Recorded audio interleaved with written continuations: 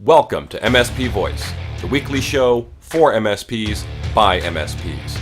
Brought to you by Cloudberry, the #1 cross-platform cloud backup. Learn more at cloudberrylab.com. This is MSP Voice. Hello and welcome to MSP Voice. This is episode number 28. Today I'm very excited to be joined by Tim Shea as part of the interview. He is a managed service provider out of New England, but I consider him a pioneer because he actually started doing fixed price for network services all the way back in the mid-90s. So Tim has a great story. Stick around and listen to the interview. I think you'll really enjoy it. Before we get started, a couple of housekeeping items. So mspvoice.com, again, is your source for everything MSP Voice. We did have our first webinar in our MSP Voice webinar series just over a week ago. So that recording is now live. Go to mspvoice.com. You'll see it there in a link from December 7th. The video's up on YouTube, so definitely take a listen to it or watch it, and hit up Mind Matrix if there's anything that you think they might be able to help you with. Really cool company doing some interesting things, helping MSPs with their sales and marketing efforts. I'll have some announcements about our next up in the MSP Voice webinar series. We're going to be starting those again in January, so keep an eye on the blog and listen in, and I will be promoting those as they come up. So with that, let's go ahead and jump right into the best of Reddit. Here is one that's not all that uncommon: firing a client. This person, the poster, he's posting it from a throwaway account because he doesn't want anybody to know who he is or she. But this will be the first time we've had to fire a client. Any tips, suggestions on how to make the process go as smooth as possible?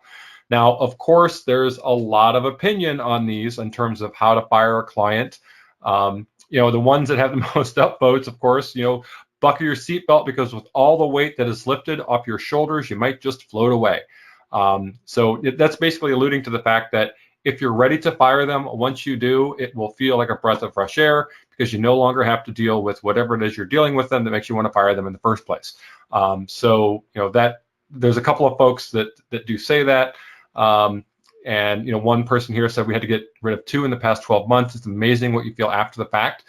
So when you kind of stop focusing on the money and just focus on your well-being and why you don't want to support those customers to begin with, and you get rid of them, it's great. And then of course the others say it's not you, it's me, or it's not me, it's you, those types of things. Another discussion kind of took place down here a little bit further down in the thread is, talking about why. Why do you want to fire them? One person said they had a client that didn't want to deal with compliance. They weren't 100% on board with it, so they got rid of them. Sometimes you just have to do that. If you're not comfortable supporting someone who doesn't want to listen to you and puts yourself or themselves at risk, and it's going to come back on you, guess what? It's best to fire them. And then, of course, the next discussion talks about you shouldn't fire them. Instead, you should raise the rate to whatever it has to be to make it not worth your time to service them. And then let them choose between finding someone else and paying your increased rates. So basically, what they're saying is price them out. Others kind of jump in here and say, well, if you want to fire them to begin with, maybe no amount of money is going to make a difference. And then someone points out, it's like, well, look, if you take them from $200 a month to $50,000 a month, you're not going to do it for $50,000. Something to that effect. But then others point out that, hey, if you raise your rates, then they are going to go out and tell other people about how expensive you are. It might just be better just to make a clean break. Just say, look, it's not working out between us for whatever reason. Others point out that be careful recommending another MSP to them, because you don't want that other MSP to be mad at you if they're a really bad client. So you may not want to do that.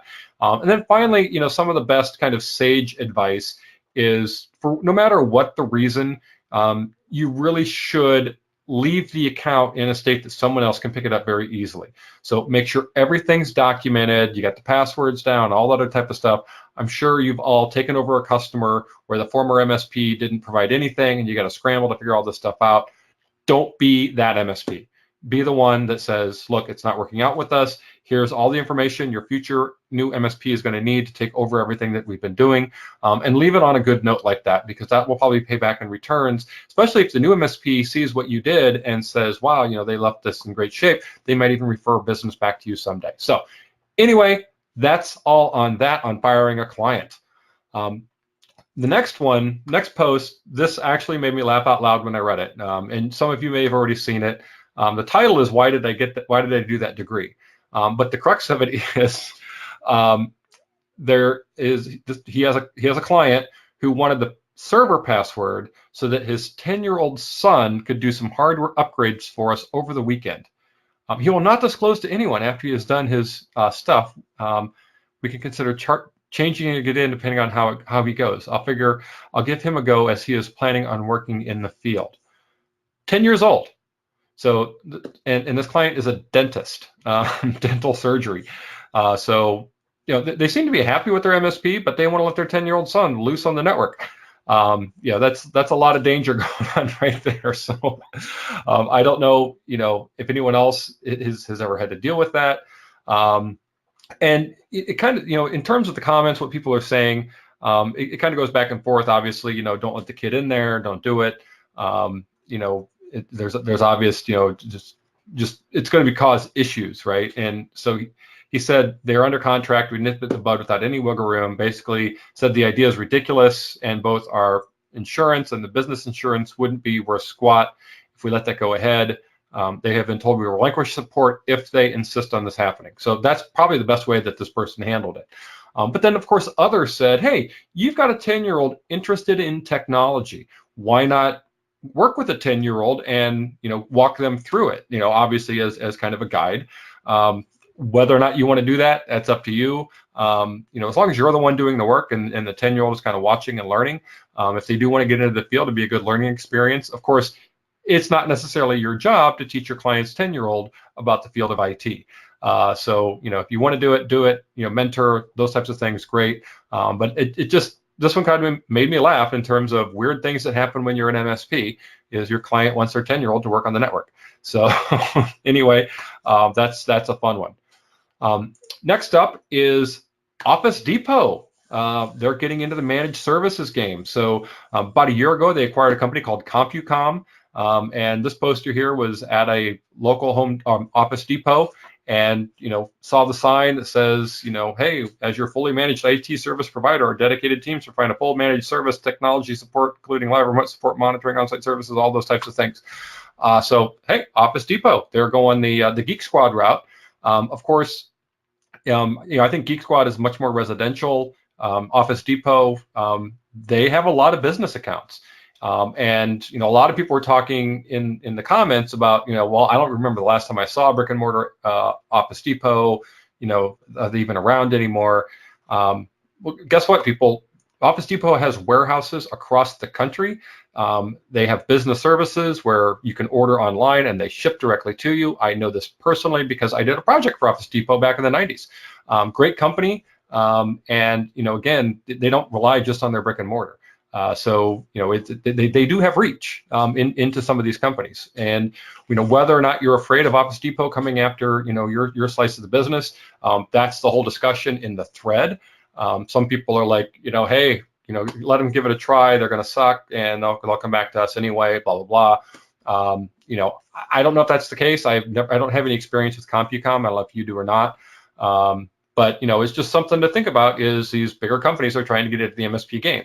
And others point out that other big companies have tried to do this in the past before and have failed.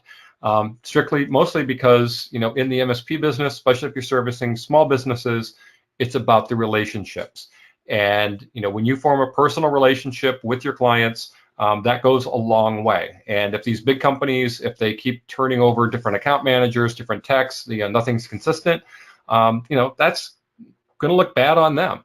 And it makes you look good because you do have that personal touch if you do serve those types of businesses. So something to be aware of in case you're worried about the big company coming to take your business.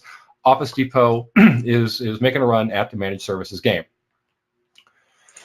Next up is a little bit more technical, and the topic is audio over network. So this person, he has a client, a church. Then they have a full Unify stack deployed. They're asking him for a solution to place speakers around the facilities that will broadcast the sermon audio. His contact there wants Sonos equipment over the Wi-Fi. And he's saying, is there a better option? I would prefer to avoid using Wi-Fi, thanks. Now, a lot of people point out Sonos is great at home for music, but it's not great for live voice. And it seems like the people with experience in these types of things, first off, they say, don't use Sonos. And there's a technology called Dante that uses copper line. But basically, several people point out that if you do a 70-volt speaker system, DSP soundboard, blah blah blah, that's the way to go, is 70-volt system, because then you don't need to run power to them, all these types of things. I'm not an expert in this. I'm just going by what other people say, and that's kind of the way to go. But most of them also say, sub this out to a local AV company to do this. So there are companies that do this on the daily basis. That's what they do. Go for that. If you want to learn this whole Dante system and how to do a 70-volt, speaker system, go for it. But there are obviously some pitfalls and those types of things. But I thought it was an interesting tech question, because something that might come up, especially if you work in retail or churches or theaters and those types of things, where you may have to set up a speaker system. So really cool there. And finally, some career sort of hiring advice. We've got an MSP in Ohio, in Columbus, Ohio, in fact, where I used to live, who is looking to bring on employee number 2. So he's employee number 1, looking to bring on employee number 2.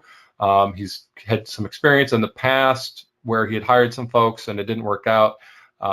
So now he's got safety nets and lifelines. So he needs someone that will take care of excellent care of our clients and can hit the ground running for the tier 1, tier 2 needs, and use the lifeline without supervision. So that being said, what folks generally are saying is hire someone with good customer service skills and teach them the tech. The tech can be taught. Customer service skills, personal interaction cannot. That's kind of like an innate capability. You're either able to talk to people or you're not. You either care and have empathy for your customers or you don't. It's something that can't necessarily be learned. So a lot of people agree with that, that look for someone who has that customer service skills and then teach the tech. And even in my own hiring in the past, I have had that very similar experience where I hired someone with no technical experience, but they were a great fit culturally and well-spoken and very customer service driven. And they lasted at the company longer than I did. So, definitely take some of that advice. And then, of course, others say you can't expect a tech to hit the ground running. This person says you need to supervise, help them to adjust your way of doing things. And as they point out, there's 100 ways to do everything, but there's only one way to do it your way. And you want that tech to follow, your methods, your practices. So, you definitely want to kind of do some hand holding and supervision, at the beginning, give them 90 days, those types of things to go. And then yet others have some hiring advice in terms of how they do the interview. They do resume scans, and then they send out some basic questions, make sure they can write, and then they do some phone interviews, and then they bring them in to see if they're culturally fit. So some really good advice. If you have any advice out there for hiring, especially for people who are just getting ready to bring on their first employees, join in on that thread. All the links are in the show notes. And with that, let's get to our interview. Again, this is Tim Shea, and great interview. He's been in the business for a long time, and he definitely is a pioneer. So thanks again. Hello and welcome. Today I am joined by Tim Shea out of Southern New England. Tim, tell us about yourself and your managed services business. Hi, I'm with Alpha NetSolutions. We were founded in 2002. This is my second MSP startup, actually. Okay. I started back in the old VAR days with Computerland, and they did not see the value of network services, and I did. So I started a company to do that. We did that till 2000, from like 91. Mm-hmm. Sold that when I ran out of things to do during Y2K, and 2 years later, when that .com I sold to went out of business, I started another company. So, okay, going strong. Great. So, What made you get into managed services? What was kind of the impetus for? I mean, you said you started off in the VAR world. Did you have another career in IT first, or was it just Uh, always from the beginning? I was pretty fast tracked. I went from college to 1 year IT at a big Fortune 500 company, and I hated it to death. And I went to work for my reseller. I did 2 years with my reseller, and I began to hate that to death, just because of their attitude about labor. Yeah. They were all about the big iron back then, and I Hmm. saw the future of network services, and Okay. if they weren't going to take advantage of it, I was. So that's how we switched over. And then in '96, my partner came in one day and said, we really got to figure out how to do this on a fixed fee. Okay. And so we didn't know to call it managed services at the time, but Yeah. that's the plan we put together, and I've been selling ever since. So Yeah, because a lot of times what happens is people that started like '96, they were just starting out as break fix and didn't have the contracts and the fixed fee and those types of things. So you're kind of a pioneer in that area back in the late '90s. our first RMM tool, we wrote it because there Wow. was nothing on the market yet. So we started Yeah. with some open source stuff, and then wrote our own pieces into it, synced it with some other stuff, and one day looked up and realized I had too many developers on staff, and went out and found a commercial product that we're now developed, and been going that way ever since. Okay, great. So I noticed on your website you're in the New England area. What do you kind of have a particular type of customers you work with? Is it anyone? Is it small business, big business? What's your niche, so to speak? Okay, so it's definitely small business. I'd say, 20% of my clients are big enough to have like an IT function in-house at some level. Okay. But the Yeah. other 80% are small businesses. We're primarily doing manufacturing, custom home builders, Hmm. and dental, if you can believe Okay. that mix. I have personal experience in the manufacturing industry, Okay. and in construction. And then my partner Jay, his wife's a dentist, so he has to support dentists, and Okay. that's the way that goes. And that's how we ended up with our three primaries. And we also do some other stuff too, but that's really the three that we focus on. Okay, yeah, and it's kind of interesting because each one of those areas has different requirements, especially when it comes to compliance and regulations and those types of things. Yeah, that's what keeps me from getting bored, though. It's like, well, cloud was coming up, and I had manufacturing. They don't want to do cloud, but Yeah. my custom home builders were all over it. So Hmm. we get to get in early on moving people to the cloud on that side. Okay. And now that expertise we've developed over there is starting to trickle over the manufacturers finally. So Cool. that's the useful part for me. So Great. Now you mentioned, that you kind of early on you had to develop your own RMM and then you went with the commercial solution. What other types of software do you use? What other software do you use to run your business? okay, so we're ConnectWise Shop. Hmm. Went live January 1st, 2008, and haven't ever looked back. We're using their Automate Lab Tech product Hmm. for our RMM tool today. So we really love that tool. Love Screen Connect. We're using QuoteWorks to put together our proposals, and Okay. just moving to Infusionsoft on the CRM side as I speak, literally. Hmm. That's what we're doing. And Sophos is our primary security vendor, Okay. doing both our firewalls and our endpoint, and Datto for backup. Okay. And how often do you kind of evaluate those tools? It sounds like you've been with ConnectWise for a long time. Do you at least see what's going on in the market a couple times a year? Yeah, well, with something like ConnectWise, I'm like on a 10-year cycle, so I'm actually due to look around and see what's out there. It's just so Okay. daunting to try to change it Yeah. out. RMM we evaluate every 5 years. Oh, okay. Backups and security stuff is pretty much ongoing.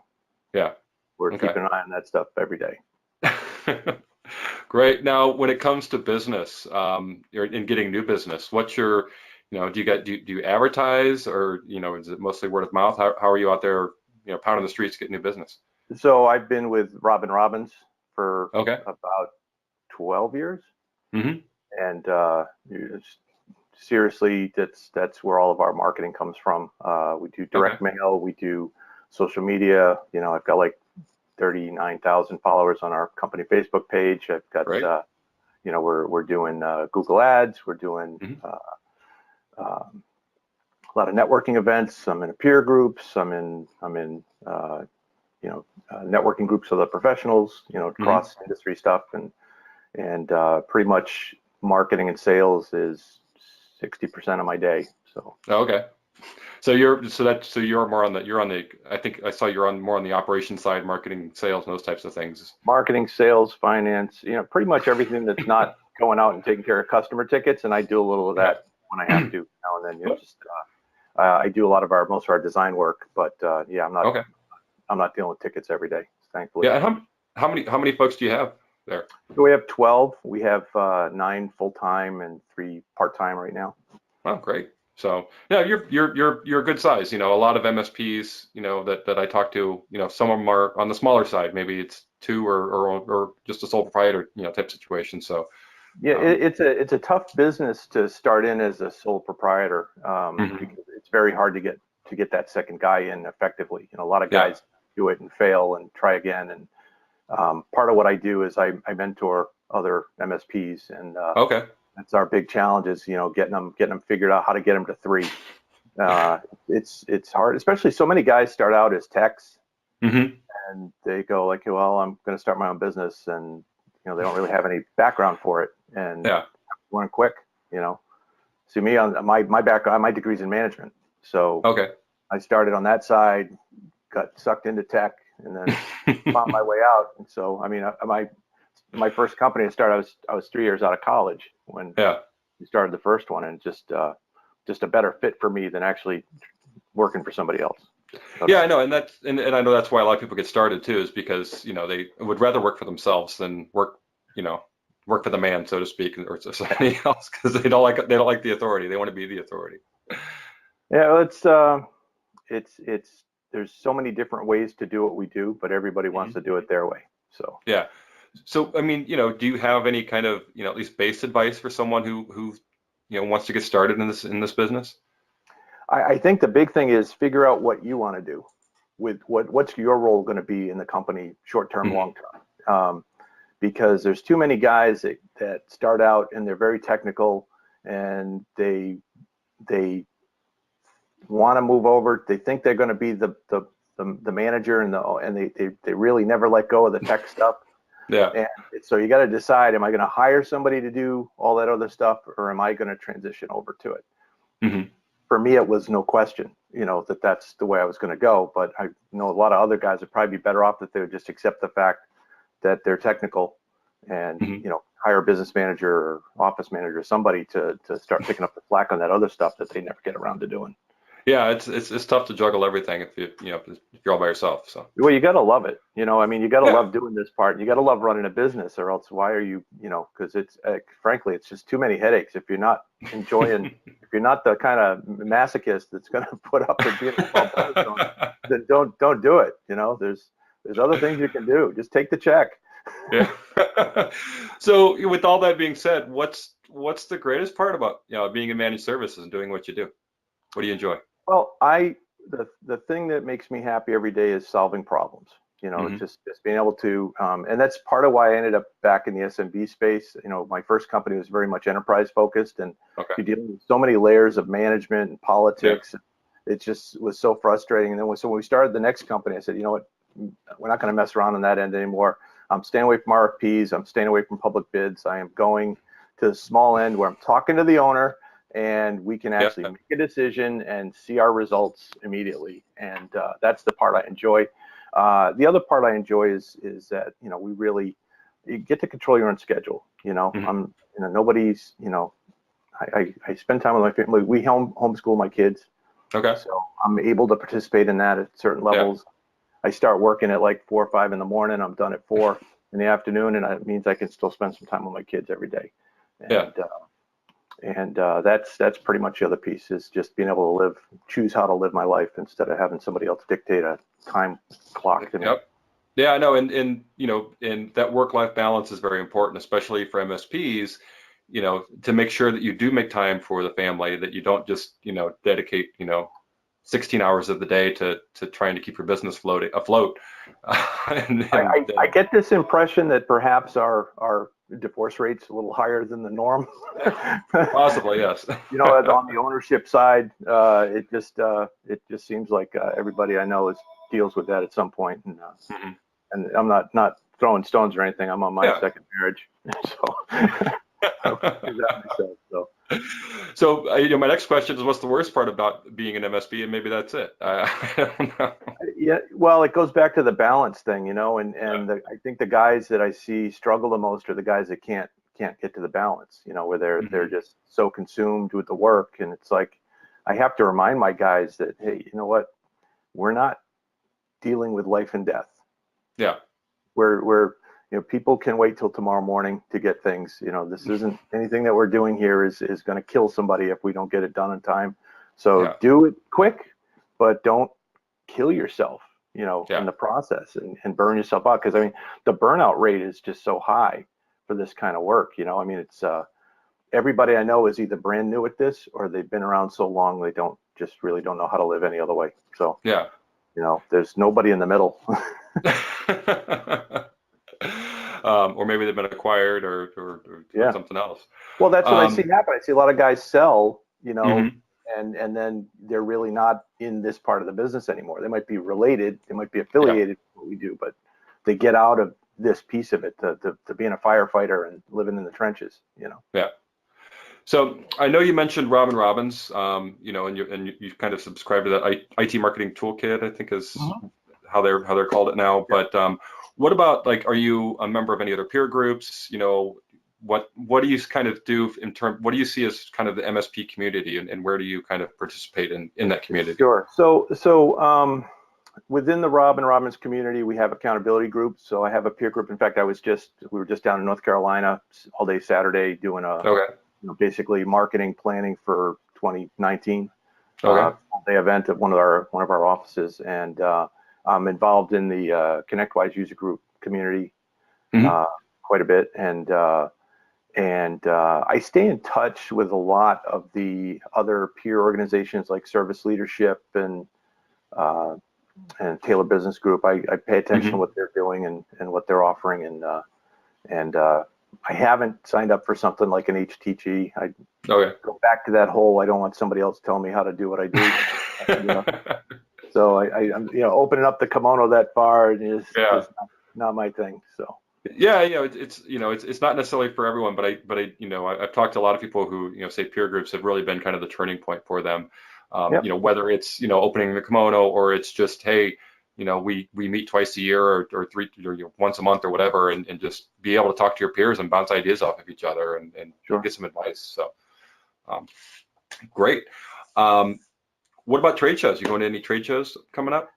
Uh, I just missed IT Nation this week. Oh, Was hoping to go and just I've been basically on a plane 2 out of the last 3 weekends, so I yeah. decided against it this time. But Okay. yeah, so with the Robin Robbins community, we get together 4 times a year. So I was just Hmm. in Nashville 3 weeks ago, Okay. and I missed the Datto show this year. There's an extensive list of shows I want to go to, Yep. and It's it's just a just matter of time. finding the time. Yeah, Yeah. again, you get back to that quality of life thing. Where how many of these can I do before it starts to affect the home life? Yeah. And my previous career, I did almost every one of our shows, and I was traveling all over the world all the time, and it just got to be a real drain. And I'm like, hey, gotta take some time off, and focus on me for a little bit. And I'm very great decision. I'm very glad that I did that. Um, It's tricky now because it's so competitive. The whole every vendor is trying to have their own little convention every year, yeah. and there's just too many different directions to get pulled right now, and they all end up with a great keynote, and you feel like an idiot for missing it. But it's like, well, I can't go to 10 a year. I mean, it's Yeah. at some No, point I actually have to show up for work and take care of the clients. yeah, you got to pick and choose which ones you go to. So, Yeah, it's tricky. um, thinking about technology, just technology in general. What technologies are you most excited about? Whether it's technology today, or something you see on the horizon. Is there something that you're really looking forward to?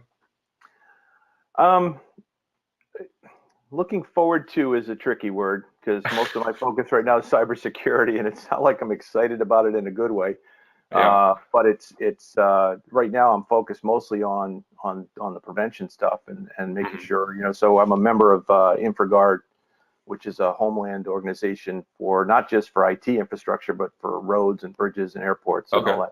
that. and Mhm. and I get all these alerts from them about what's going on out there on the cybersecurity side, and Mhm. so we're really focused on that. I mean, on the good side, you know, it sounds like Elon Musk is going to basically at some point invent teleporters, and we won't have to deal with tickets anymore.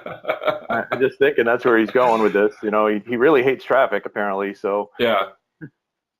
Yeah, it's uh, teleporter's been a dream ever since Star Trek. So it's like, oh, come on, come on. yeah, I'm not going to be the first guy stepping into that thing though. No, me neither. Prove to me he comes out with a soul on the other side, and then we'll talk. Yes, But agreed. it's kind of I guess I'm struggling to find something I'm really excited about right now. I'm more concerned with the fact that we seem kind of stagnant in our space as far as computing. I mean, we've been selling i5s, i7s for 15 years now. Yeah. The Apple. I'm worried about Apple. The big innovation is there's a new iPhone coming out. Okay. And it's like I'm waiting for that next big thing. Yeah. We've had so many tremendous head spinning absolute paradigm shifts in around our technologies, and Mhm. it's been awful quiet. I'm a little Yeah. nervous that they make things a little lighter, a little thinner, a little faster, but where's the big thing? Yep. I don't know. Ah, that's a good point. I hadn't really thought of it that way, in terms of it does seem like it's things have stalled, right? We have our smartphones and we have our tablets, Yeah, and we're putting and smartphone brains in all of our other appliances, so at some point they can rise up against us. So that's great. yeah, IoT, oh boy. Yeah, exactly. I'm not sure who's getting excited about that, but mostly I'm just thinking it's just more stuff that people can take advantage of and cause me trouble. Yeah, or more stuff that people have no idea how to use. Yeah, Um, exactly. Do you really want your stove on the internet? I'm just not yeah. quite sure how that helps. Yeah, I'm going to turn the stove on from the road. I mean, Yeah. I can already freak out my family by throwing videos onto TVs at my house while I'm traveling. So I did it from North Carolina. I just took over one of the televisions and Mhm. threw some programming up there, and I got an immediate call. Was that you again? Damn, they're on to me now. Oh, well. Yeah. So you mentioned cybersecurity. Do you consider yourself, in that, I know the new term is MSSP, right? Or on the security side, is that something that you're moving towards? Uh, Cautiously. Mhm. I don't like labels anyway, so I'm not going to throw that thing on there too quick. I think the thing though is I see a lot of my peers that are just, they're actually giving up their MSP practice and going all in on the security piece. Mhm. And I think in my end of the world in the SMB space that there's still room for somebody to do everything. And Yeah. that's what we're focused on. We're Yeah. focused on adding this in as technology that as an add-on to what we do rather than as a Mhm. replacement. And frankly, it's not like there's anything that's come along recently that is such a tremendous shift from what we were already doing, except we're talking to a company to outsource the SOC function too, just so Yeah. that there's a human being 24/7 Mhm. staring at a screen somewhere on our behalf, and that's great. But I'm usually we've been getting alerts for security items for 20 years now. So Yeah. is it a big change on the SMB side? Not dramatically, but I think it will cause everybody in my space in the MSP market to step up their game or Mhm. risk somebody coming along and taking their business because I mean, in fact, I've sold 3 security only contracts in the last 10 days, and it's like Wow. it's a 72-hour buying cycle as opposed Mhm. to if I'm trying to sell a full MSP contract, it's Yeah. 6 weeks, 4 Yeah. weeks, So so but then, hopefully if you do get the security side, then, maybe you'll get the managed contract then a little bit later on as well. Is that the even if hope? I don't, I'm getting T&E help desk Yeah. and support anyway, and bottom line is you can pay me now, you can pay me later. It's I've always, my opinion's always just, listen, I want to offer the same level of service to everybody. We're just talking about how you're going to pay for it and who's taking risk on the cost. Yeah. So if we go with my high-end plan, I'm taking all the risk that I'm betting that we're not going to have to do too much to take care of you, and you've Mhm. got the coverage that I'm going to eat it if it goes bad. And Yeah. on the low end, you're taking all the risk because, you're betting that nothing's going to happen, and therefore you're not going to spend any more. And there's no risk to me because I'm just going to bill you. Yeah. So, I don't really care which of the plans they end up on because it doesn't really affect the way I deliver service. It's just a billing thing, Yeah. How do you want to be billed? I'm going to do the same thing, not going to let anybody, I am who I am, Yeah. It's not like we're going to go, well, you're on a low end contract, so I'm just going to watch your network crumble and burn and drop to the ground. No, that's not how it works here. Yeah. So. Yeah, and you mentioned that some MSPs are getting out of the services and just going on the security side, but then like you said, small businesses, SMBs, they don't necessarily have the budget or even the wherewithal to manage multiple vendors, IT vendors, right? Well, for one vendor for this, one vendor for that. So you really do need to be, if you serve small businesses, then you really do need to be able to offer that full plate of services.